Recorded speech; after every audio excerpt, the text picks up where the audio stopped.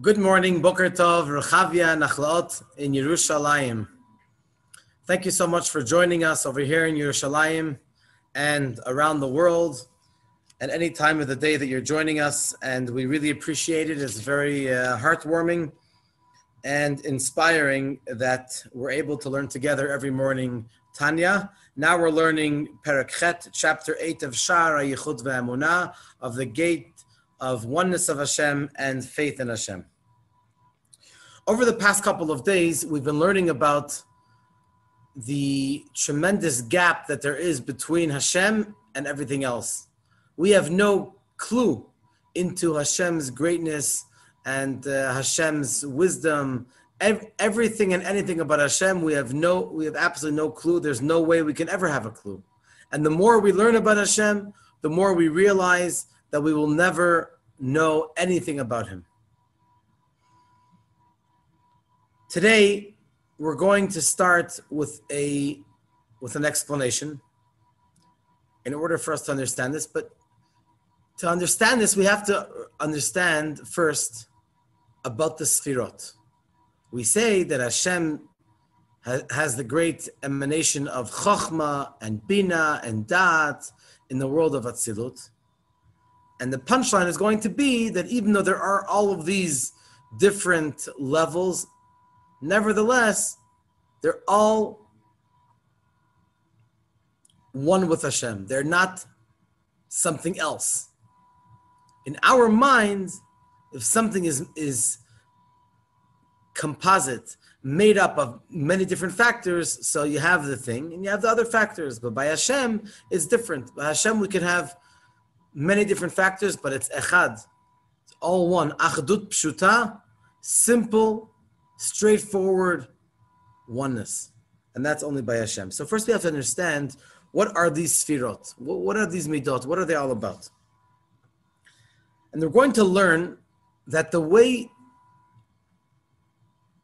these sfirot are built, are made up, each one comes from the other, which is prior to it.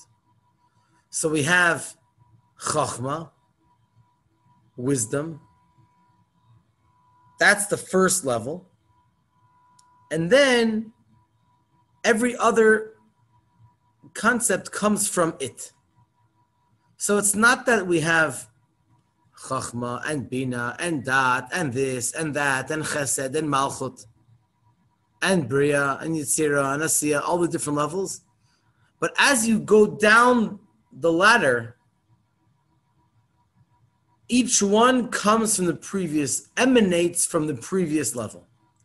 So the fact that another level is higher means that it's closer to the Ein Sof, closer to the infinite God, and the next level is emanated from it, from the previous level.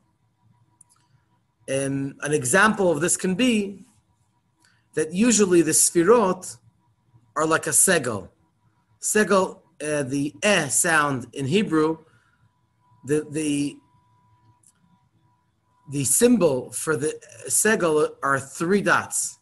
2 dots on the top and 1 dot in the middle below them.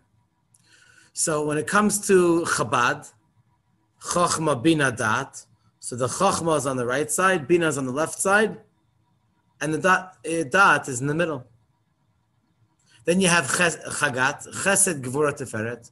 Once again, you have Chesed on the right side, Gevura on the left side, and Tiferet in the middle. Then we have Netzach, Hod, Yisod. Netzach is on the right side. Yisod is on the left side. Netzach is on the right side, Hod is on the left side, and Yisod is in the middle, and Malchut is once again in the middle. That's the general diagram that we use in order to explain the way the Sfirot are set up. But there's another way of learning the Sfirot. We don't usually talk about it, but for this subject, I think it's relevant. That it starts at the top and it goes one line all the way down. Chochmah, Bina, Da'at, Chesed, Gevura, Tiferet, Netzach, Hod, Yisod, Malchut. One line. This reminds me of two opinions of how Am Yisrael would travel in the desert. You look at you look at the Torah and in the portion of Bamidbar and Naso, Ba'alot also, that you had in the middle, you had the tribe of Levi and the Kohanim. They would carry the Mishkan and do the service in the Mishkan. And around was like a box. In the front, you had the flag of Yehuda, Yisachar, and Zevulun. You had another three tribes on the right side, on the left side, and the back.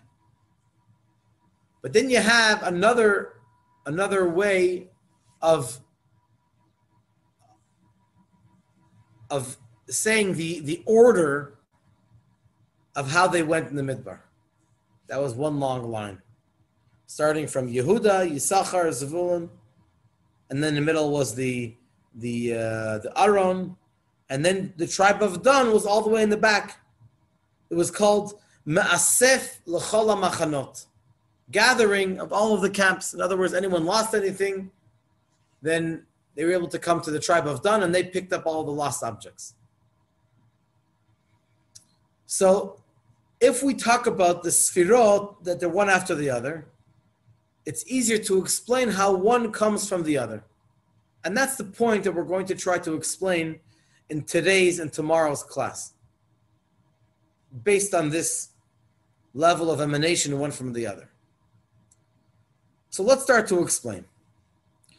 This concept of Sfirot is really also by us in the Kochot HaNefesh. In our own soul, we also have these different levels of Chachma, Bina, Dat, and then the Midot, the levels of emotion, kindness, severity, and so on and so forth. So they're in the Mibsari Echzeh Eloka. From we look into ourselves, we can understand Hashem better. Obviously, it's totally, Hashem is on an infinite level higher, infinitely higher than us, but at least to try to get some kind of intuition, some kind of understanding of how it works in the higher realm. So by us, we have 5 levels. Number 1 is Sechel, intellect, which that's made up of Chabad, Chachma Bina Dat, that's number 1. That's Sechel. Number 2 is Midot, emotion. That's the Chesed, Gvur, Tiferet, that's Achod, Yisod, and Malchut. And in every individual, in every person, we can translate each one the way we can try to bring it home to ourselves. Then we have Machshava, thought. Soon we're going to explain how is it that comes after the Midot. Then we have Dibur, speech. And finally, Maaseh, action. The 3 levels of Machshava, Dibur, and Maaseh are all, they're called clothes in the Tanya. Garments. In other words, the mind and the emotion, the intellect and the emotion, the mind and the heart are more connected to the nefesh, connected to the soul. But then how do we think? We think with our mind. We think our machshava. The process of thought processes our ideas. Dibur is speech. That's another level of how we express what we have inside. In Kabbalah, it's called the letters of machshava. When we think in our language. So if your first language is English or Hebrew, you're going to think in that language. So that's called otiyot machshava. Then we also have otiyot dibur, the letters of dibur, the letters of speech. And then maaseh, then action. So let's recap. We have 5 levels of intellect, emotion, thought, speech, and deed. Sechel, midot, machshava, dibur, maaseh. What's the point? The point is that it starts by the sechel, it starts by the intellect. From the sechel, midot are born. The emotions come from the seichel. After and from the midot comes machshava, thought. From the machshava comes dibur, speech. And from dibur comes maaseh. So we have the 5 levels. Let's begin from Chokhmah. Chokhmah is the first level by us and also by Hashem. We have a phrase, two phrases. One phrase is HaChokhmah me'ayin timatzei. This is a pasuk. It's a verse that states that the wisdom comes from ayin. HaChokhmah me'ayin timatzei. There are countless Hasidic discourses explaining this concept and this verse. But just to give it to you in a nutshell, Chokhmah, wisdom, comes from ayin, from nothing. How could something come from nothing? It's something usually comes from something else. So the main concept is that ayin over here means nothingness. In other words, the gap, it comes from somewhere. It has a source, Chokhmah. But it's so far, it's so removed, it's so spiritual, it's so it's so distant from Chokhmah itself that it seems to be as if it's from nothing. So for example, if you're traveling in an airplane, not now, but hopefully soon, if you're traveling in an airplane, you're looking from above and you see little ants, little people walking in the huge buildings down here, but they look like tiny buildings. So you know you came from the airport. The airport is a huge building, but it looks like nothing. It could actually be like nothing because sometimes you can't even see it because the airplane is so high. So v'achachma me'ayin timatzei, the source comes from so high. So how does it have the power to be able to be in existence? Seemingly, it shouldn't be any entity anymore. Because it comes from something so far, how could it be an entity of wisdom or anything? The answer lies in the word Chokhmah. The Alter Rebbe says it in the Tanya. Chokhmah has 4 Hebrew letters. Chet, Chaf, Mem, He. If you change around the Chet and the Chaf, that's Koach. Koach, Ma. Chokhmah is made up of 2 words. Koach, Ma. An energy of what? In other words, of unclarity. In other words, since Chokhmah comes from nothingness, its source is so high that it can't even recognize its source. So it has a special feeling of bittul, of anava, of humility. And because it has such a high level, that gives it the ability to be able to be the first one in the line of Sfirot. Starts with Chokhmah. Or, as we've learned elsewhere, another time, that Chokhmah is that flash. You know, you have an idea. Wow, I just got an idea. That's that little idea, the yud, the little dot. Then you need the bina, the understanding, to elaborate on it. But because this little dot is so small, that's why it has the ability to be the jump start for all of the sfirot. Or in the language that we said just a few minutes ago, because Chokhmah has this humility, therefore it has the ability to be to begin the whole line of the sfirot. Or like we talked about yesterday, that when you have bittul, when you have true humility and selflessness, that brings you to the greatest heights. Therefore, Chokhmah has the ability to be number 1, not because it's bragging, but because of how humble it is. So Hashem says, you deserve to be number 1. Therefore, Moshe, his neshama came from Chokhmah. That's why it says in the Torah in Parshat Ba'alotcha, Va'ish Moshe anav me'od mikol adam asher al pnei adama. Moshe was the most humble person of all. It's not a contradiction to be the yud, the little dot. What gave him the ability to be so great? Because he was so humble. So we've just established that Chachma is the number one level. Now let's move on to Bina.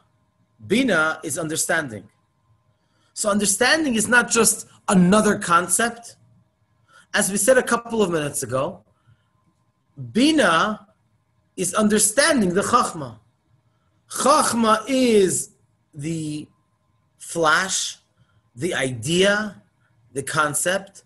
But very often, you have an idea, but you don't really have it elaborated. You need to sit down, close the door in a quiet space, and try to develop the idea. So Bina comes after Chachma. Chachma started the process. Then comes Bina. Then comes number 3, Dat. Dat is knowledge. Knowledge is understanding, but it's a level of maturity. When a child becomes bar or bat mitzvah, they reach a level of maturity. In other words, you can have a child which is very, very smart, a genius, but he can go back and play with his toys. The young child, he can give you a very deep explanation into something that even adults might not understand. But why would he go play with the Legos and the little trains, the little cars, the police car, and make like he's a policeman? Because he might have a high level of understanding, but in knowledge, in maturity, according to Torah, Dat is bagrut, a level of maturity that he can be missing. And that he'll only gain when he becomes bar and a girl bat mitzvah.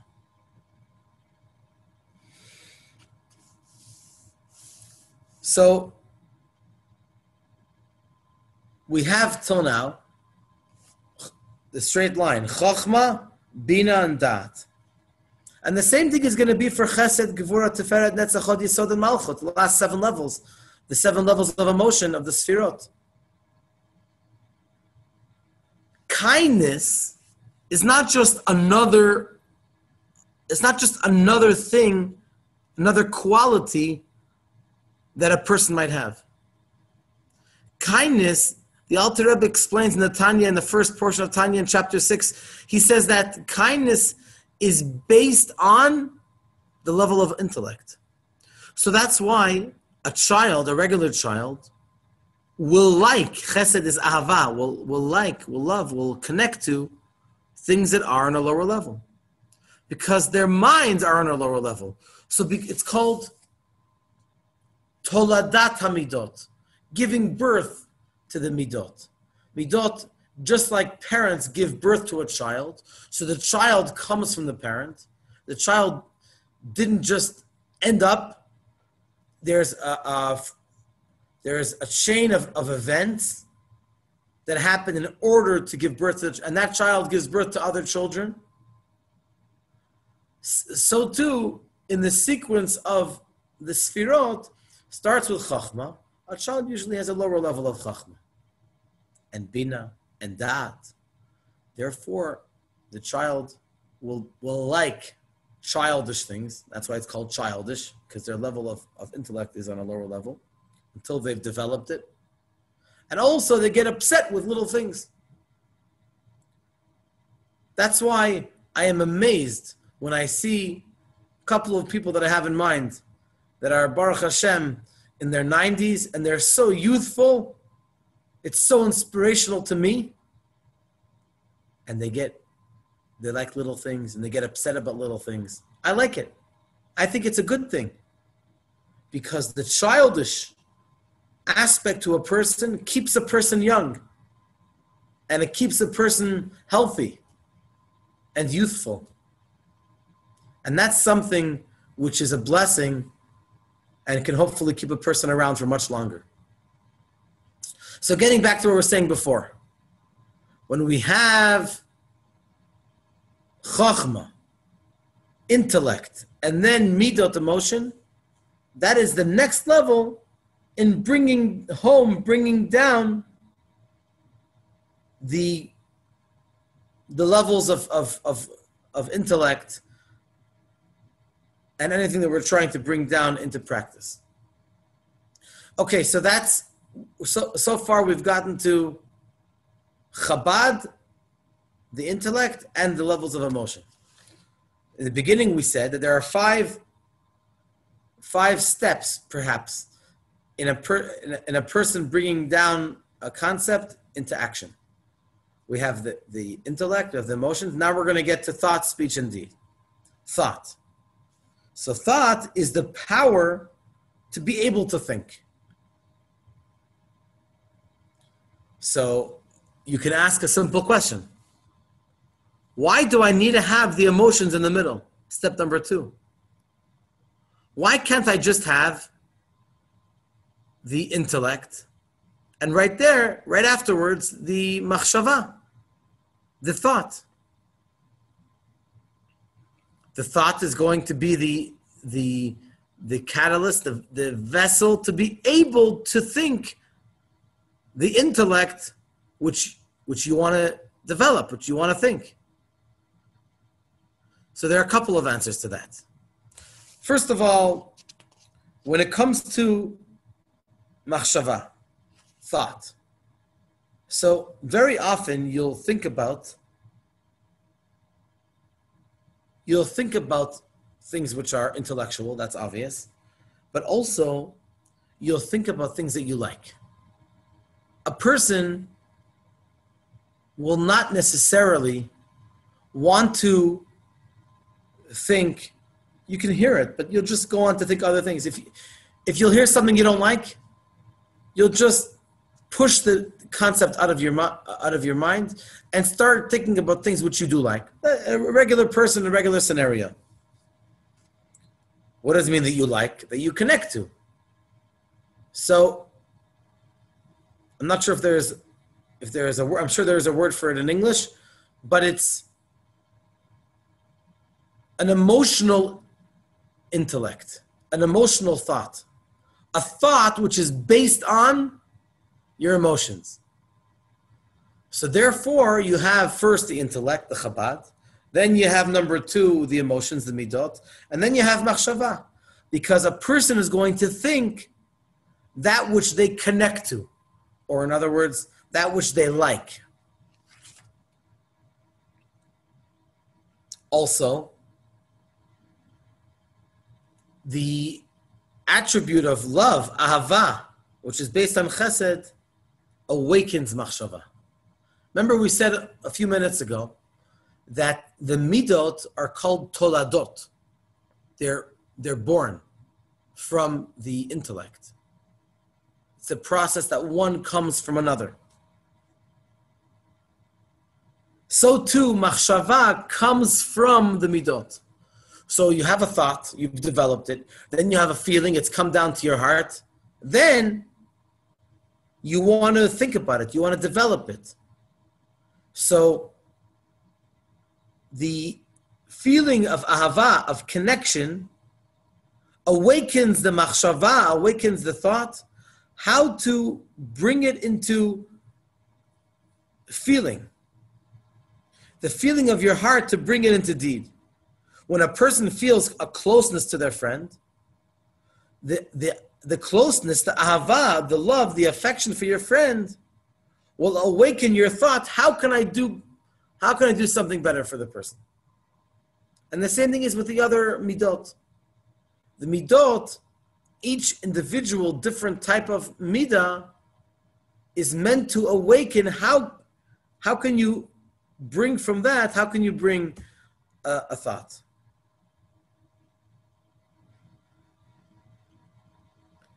But then you can still ask me that isn't it possible to think about machshava, to think about the thoughts that you chachma, bina, and dat, without it going through the channel of the midot?